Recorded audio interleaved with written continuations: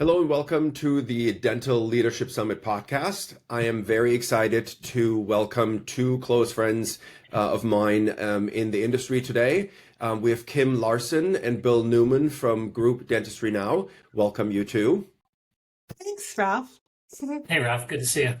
Good to see you too. So, you guys, I want to kind of like turn the tables a little bit. Usually, you guys do the podcasting and the interviewing and do a lot of research. So today, I want to be the one who's asking the questions and find out a little bit about you, the business, Group Dentistry Now, and the place that you have created in this industry. Which is fascinating all in its own, but the fact that you have been able to become the I almost said the New York Times of, but then that might be too political and too controversial. But I mean, like, look, you are truly a platform of information in an industry that deserves to have a platform like this for people to come and understand and learn what is going on in our industry. So with that said, I want to go in to like the starting mode back to 2014. Kim, if you can give me a little bit of a background on what did you see in the beginning when you first started Group Dentistry Now? Thank you. And first, thank you for that, for those kind words and that great introduction. We really, we've been working hard at this for quite some time, so it's great to hear the feedback that you provided. But what happened, how we started Group Dentistry Now, back in about 2012, we were at CDA, and a lot of people were talking about dental groups. They weren't called DSOs at this time. And consolidation was something out there. But when I went back to research it, I sat down, I tried to research it on the computer, and there was nothing. And the only few crumbs I found were bad. But we realized that the industry was going to move this way. The medical industry had already moved this way. They're, 15 years, 20 years ahead of the dental industry, but we were certain that the industry would go this way, but there was nothing out there about that. So to your point, Ralph, we thought people deserve to understand the industry, and it's got a lot of good things to offer. So let's be the platform to do that. And so in 2014, we took a leap. We called it Group Dentistry Now because DSO was starting to come into vogue, but didn't think it would stick on forever. And I'm glad that we did this. We called it Group Dentistry Now because DSO, yes, it's a term, but there are so many different models. The industry has changed so much. So when we started in 2014, there was a lot of animosity and anger towards us and anybody involved really in the DSO space. People would badmouth us on the internet, calling us shills for the ADSO, and it was really threatening and scary at the time. We sort of had to make a decision, like, what are we going to do here? I was really worried. But we stuck with it. Thankfully, Bill encouraged me to stick with it because I was thinking, I got to get out of this. This is these people are scary. And there is still a lot, we've only been doing this, say, for 11 years. But the industry has changed so much. Yeah. And this also gets back to your original question. When we started it, this model was so new. Solo practitioners were scared of it. Dental students were frightened of it. People didn't understand it. There was a lot of information that we provided. I think that we were part of being a pivotal part of changing the attitude in the industry. Now you can talk about it freely in public. Back in 2014, it was you couldn't really speak freely. Companies would go under different names and things like this.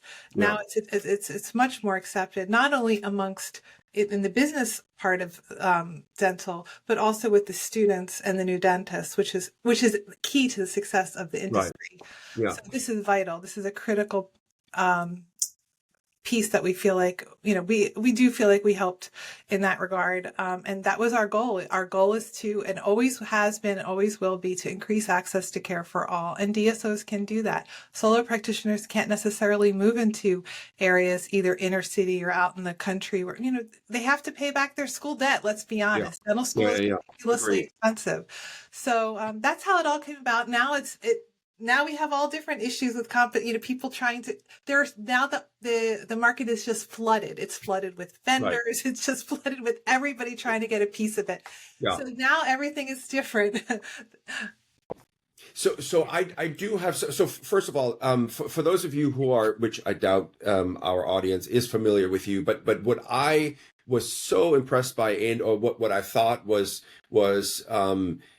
really informative to me is the amount of background information that you gather before anything goes out in public is tremendous, right? And so the level of connectivity between I'm going to call it the market, the DSOs, and other group dentist practices is something that I think you had to foster over time to gain that trust. And so I do, because I do see you guys as Switzerland, right? Like in all honesty, like you're that is what I see it. This is why I come to your site to read, is to get information in general, right? So tell me a little bit about that work that you put in order to get the connections going and you get to earn that trust. Well, that's a great question. I feel like I'm taking up all the space here. Bill will have time to speak next, I'm sure. But Yeah. But we have at the questions. beginning, when we first started group dentistry now, and every day I would wake up and scratch my head and think, I would pull some crumbs here and there to kind of make an article because people were hiding. Yeah. But over the course of just a short period of time, a decade, now we feel companies feel very comfortable sharing their information. And because, Bill's at most of the events, if not all, I try to come to some, but somebody's got to be back here. Write the article and do the research. So we feel like the connection. So we feel like a bridge. We feel like we either through, phone calls or emails or seeing them in person, we've built this bridge of trust, and DSOs feel comfortable with us because they know that we're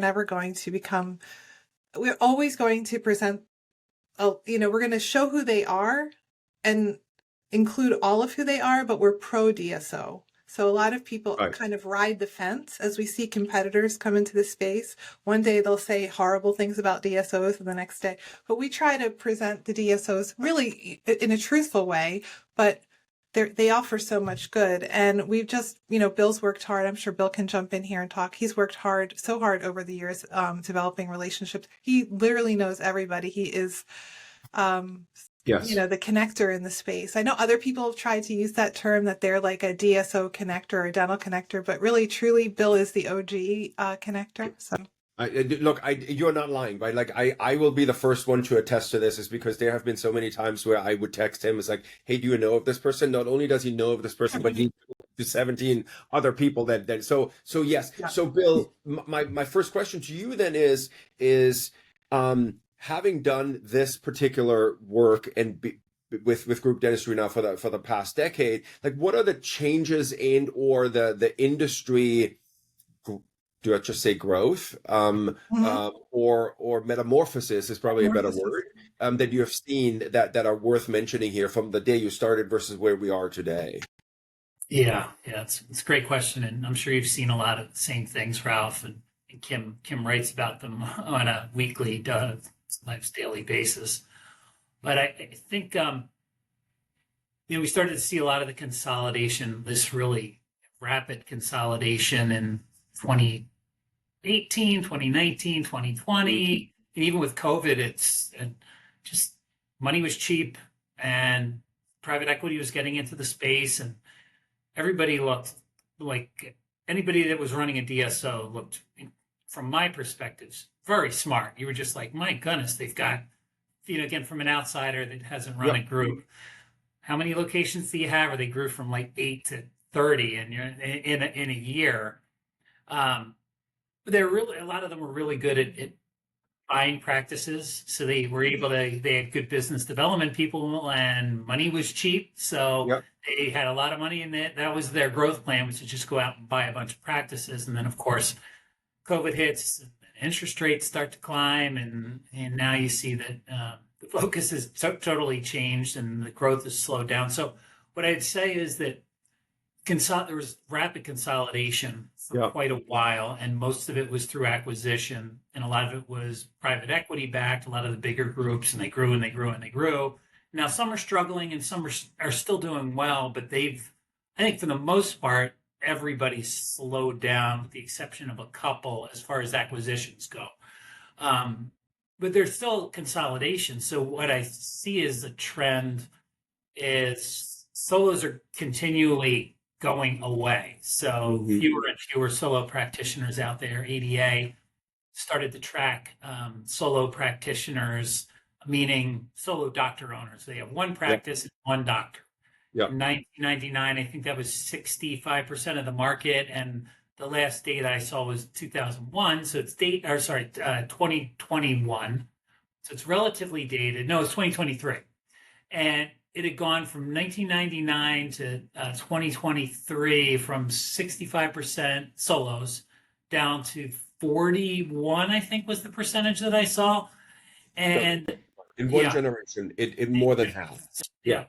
But what the change is, and this is a roundabout way of talking about it, is it's not the larger groups anymore that are growing quickly. So the solos, some sold to the large Yes. groups, but a lot of them are just like, hey, I'm going to start my own small, I'm a dentist Yeah. entrepreneur. So they're doctor owned, like private group practice, 3 Yeah. locations, 5, 6. Younger doctors don't want to work by themselves. They don't necessarily want to hang their own shingle, or if they do, they want to work with other dentists. So the practices that they're starting are larger. Right. So that's what I see with the consolidation, meaning fewer locations, more doctors working in one location or multi-site. And Yeah. yeah, I like the doctor entrepreneurs. I mean, those are they're Yes. fun to work with. They're, not to say DSOs aren't clinically focused, but these are doctors and they're running. It's just easier Right. to work in general. Yeah. Look, I think that this is a great place to introduce your awards that you created. The so let sorry let, actually let me answer and or go into that group practice thing first before we go to your awards, because I think that lends itself to it. I think that in part what you're describing, Bill, and what you have reported on, Kim, is that when you guys started, there were two sides of a coin, which was there's a group practice DSO model, and then there's the solo practice. And I think, Bill, what you're saying and what we are now seeing is that there is, because of this, an entirely new form of group dental practices that are dentist led or yeah, well, dentist led groups, let's call it that, that have come out of that feel empowered to go, I don't have to be part of a 1,000 location. I can be part of 9 locations, 15 locations, and I can be part owner and do that. And I think that is what you're highlighting here, and what I think is really important to talk about, which now we can go to your award ceremony, which is, so talk to me about your idea behind it, why you feel it's so important, and what the benefits are for us, for me as a recipient, to have that. Want to start? Yeah, sure. Well, we are champions of this space, right? Yeah. So we want to give these emerging dental groups a platform because they are as important as the large DSOs, we feel, or I feel, in the space. They're critical.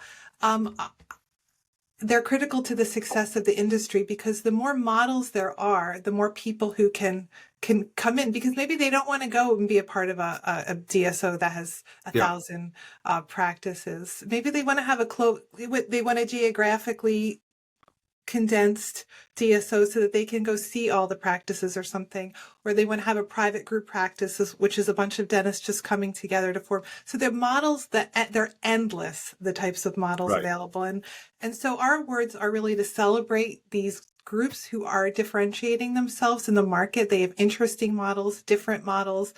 They try to appeal to patients in different ways. They try to appeal, most importantly, to dentists, which is a very difficult thing to do. So they're trying to build a group that will give the dentist great opportunity to, if they want to have, part ownership or whatever it is. And that's really what we try to highlight and give them a platform. Like you were saying, Ralph, the entrepreneurship on this year's list is just, every year is incredible. This year especially. So it's great to give them a platform to celebrate their huge. They devote a lot of time and energy into these groups, and it's a great time for them to kind of shine for a bit and to meet other groups and to share best practices or challenges or what have you. And then it's a great boost for morale, and it just celebrates the industry. And that's what we're all about here at Group Dentistry Now. Bill? I'm really, you kind of think back to when we started the Emerging Groups to Watch Awards, which wasn't right at the beginning of when we started to publish. It was 2017 or 2018, somewhere around then, Nope. Kim. I'll tell you. And originally, so when Kim talked about it, there was no content out there at all about anything large or big, or if there was, it was negative. Yeah. And then we started to see more and more content from the larger groups out there, but the smaller groups really weren't celebrated. So I think that was really the reasoning behind, the awards was like, some of these groups that nobody really has heard about because they're smaller, and maybe they don't have giant marketing teams that are just kind of out there doing their thing, are doing some pretty impressive things. And so I think the Emerging Groups to Watch Awards originally was just to highlight some groups doing great things that didn't have a voice. Right. And then, of course, now we're able to do that, and the models have become really unique. And Ralph, you were saying something earlier. I think this change from the DSOs growing to now these doctor entrepreneurs, these private group practices, it's a lot easier now. It's not easy, but it's easier to start your own group practice as a dentist than it's ever been, because there was no blueprint before. So you think about Steve Thorne and Rick Workman, and when they were small too, and when they started things out, they just figured it out on their own. And now there are opportunities like Dental Leadership Summit where you can go and you can learn. There's the ADSO, which didn't exist way back when Thorne and Workman and Steve were building out their groups. So I think there's just a lot more opportunity out there, and so I think that's where we see all this creativity now with some of these the winners of this year's awards, where it's like, okay, they've got these blueprints now, and then they can use those to start, and then they can kind of go whichever direction they'd like. But it's really encouraging, and I think the clinicians in the industry should be really excited about these private group practices, and not group them all together like a lot of people do and say, well, one DSO, they're all the same, which we know they're not.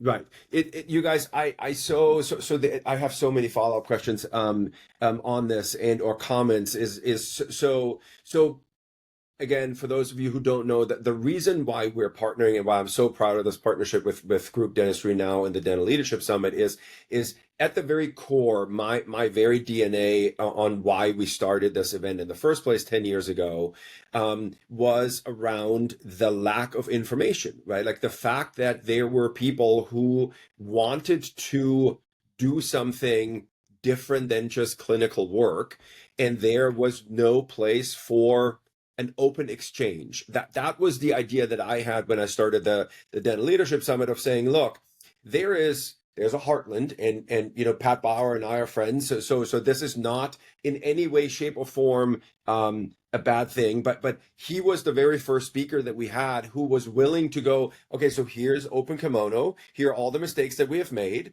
You will make all of them. Just make them less and smaller, and move on faster, right? That's why we love love people like Pat Bauer. And on the other hand, and you mentioned it, Bill, I think this is really important to highlight. 10 years ago, 11 years ago, when you talk to a bank, they either lent to a single practice because that's what they knew, and when they wanted to go and repeat their business model in a successful manner, to go to 7, 8, or 9, or multiple FANs, or go into another state, the bank said, I'm sorry, we don't understand what that means. We can't help you, right? Like, so it literally didn't exist. Like they needed to go to and evolve into a financial system that allowed them to grow, to fund those kinds of ideas. And you're right.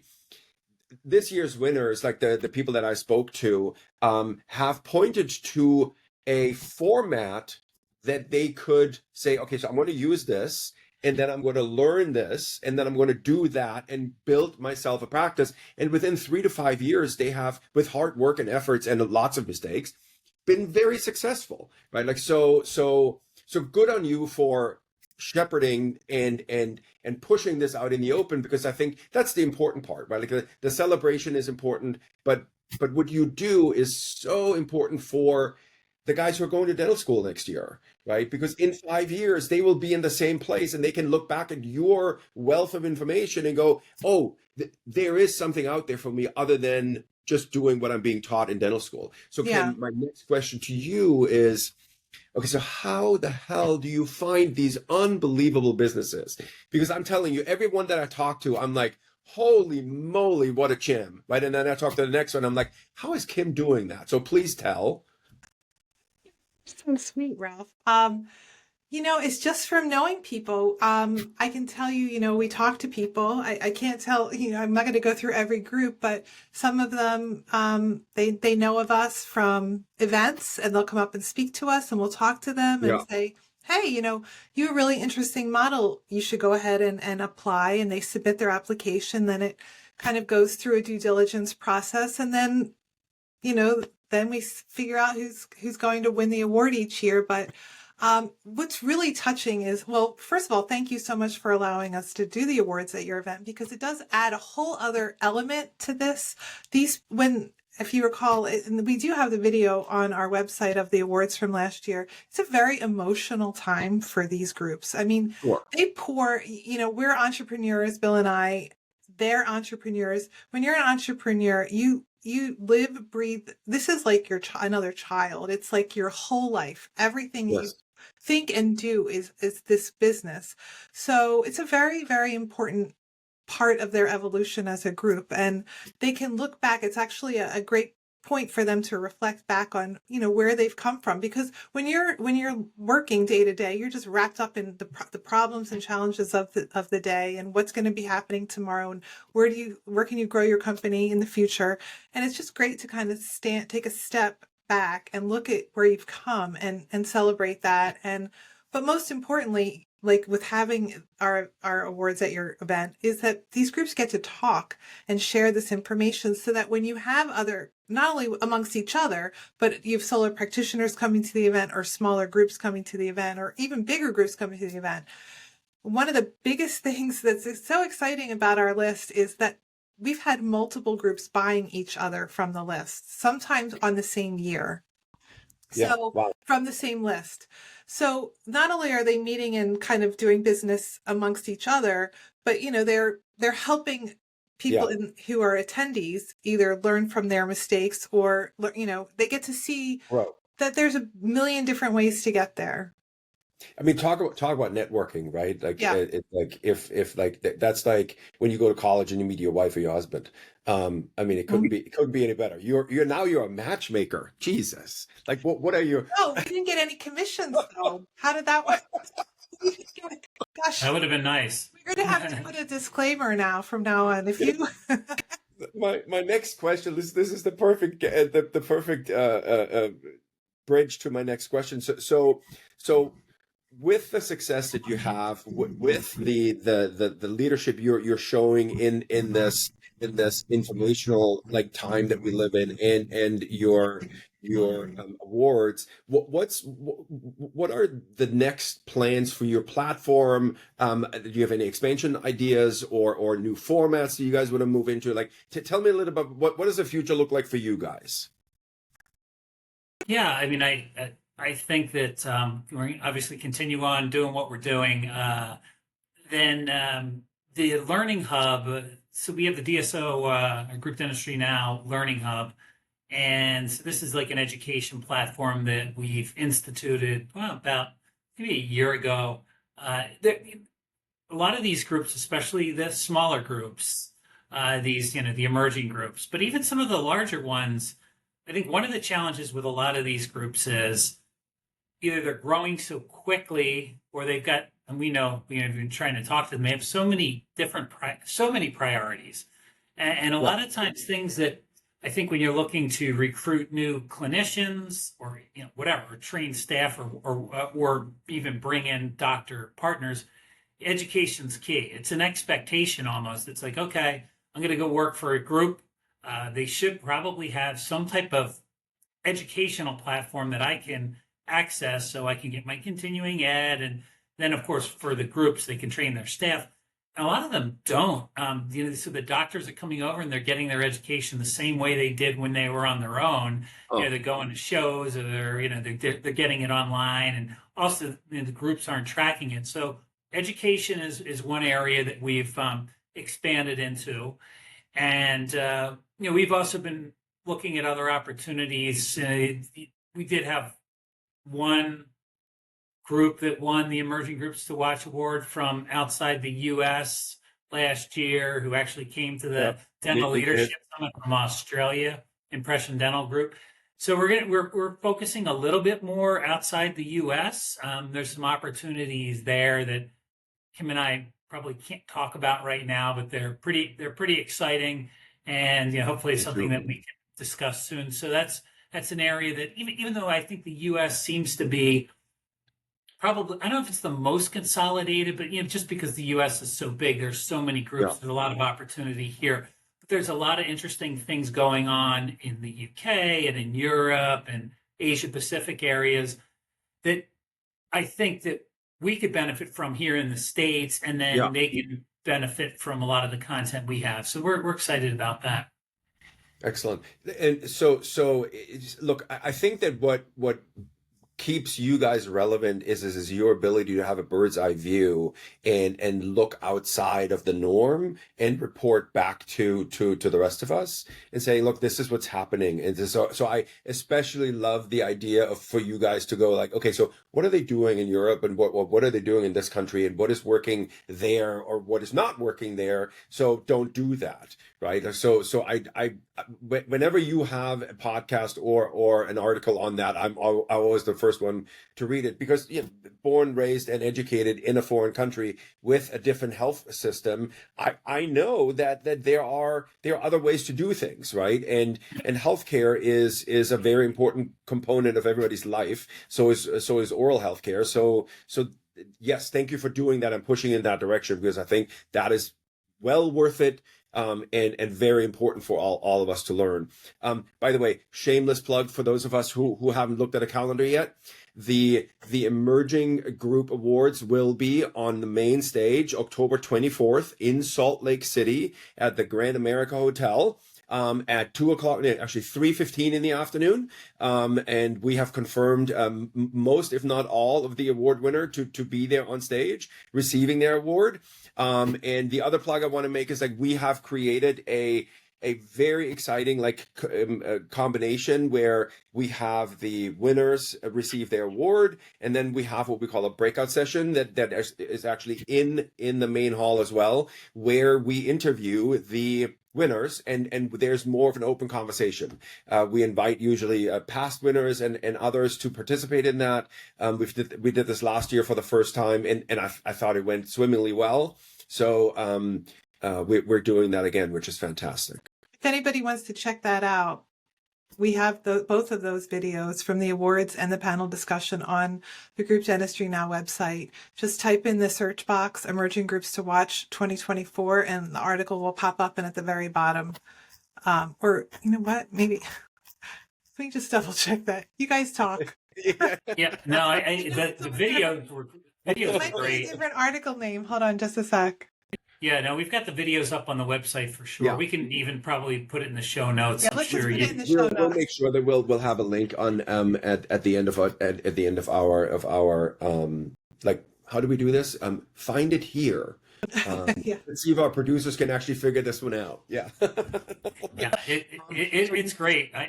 It's a great go ahead. opportunity. I mean, the Dental Yeah. Leadership Summit, the content's always fabulous. I mean, that's the reason you didn't really ask us, but I'm going to volunteer. The reason we partnered with, Ralf and the team there is just because of the one time that I went to the Dental Leadership Summit before we partnered with you, Yeah. and just all the groups that I didn't know existed that were in attendance. And it just made a lot of sense to have our Emerging Groups to Watch awards there, because the people there were the type of people that should be getting the awards, or they were, there to learn, and the next year they might, qualify for the awards. But it's great. And that panel discussion, Kim did a great job hosting the awards last year. I mean, I thought that went really well. And then kind of rolling right from that into that breakout session, the panel discussion. I mean, there was just some great insights from these Yes. winners. It was a really lot of fun. It was a lot of fun and a lot of great information. I Yeah, agree. yeah. Just real quick, I am starting to get people submitting, or at least showing interest in submitting an application for the 2026 list, if you can believe that. The deadline for that is November 30th. This year we moved it up a little, so it's November 30th of 2025. So if you're interested in submitting an application for that, just reach out to info@groupdentistrynow.com. You've heard it here first, folks. Kim, Bill, thank you so much for making time for us. It to me, I hope I was able to somewhat illustrate what you guys do for the public.